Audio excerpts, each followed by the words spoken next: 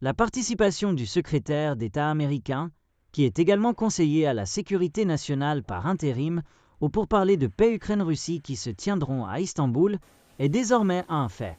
Rubio se rendra en Turquie le 15 mai pour faire partie de ces négociations, comme l'avait annoncé le président des États-Unis, Donald Trump, lors d'un discours dans un forum à Riyad.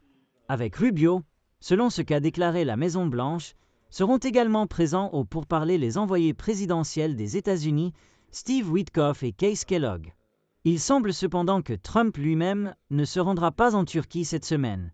Contrairement à la partie russe, les noms des officiels qui participeront à la réunion d'Istanbul n'ont pas encore été confirmés.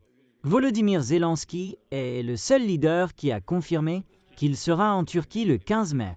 Son annonce constitue un défi pour Vladimir Poutine, qui a souvent prétendu que Zelensky est illégitime, car son mandat de 5 ans aurait pris fin il y a environ un an, après de nouvelles élections présidentielles.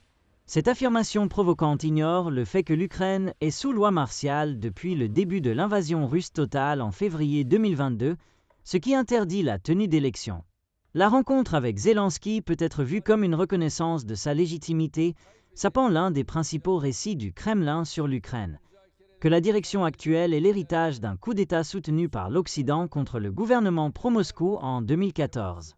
Cela soulignerait également l'échec de Poutine à atteindre l'un des objectifs principaux de l'invasion de 2022, le renversement de Zelensky et l'installation d'un gouvernement pro-russe.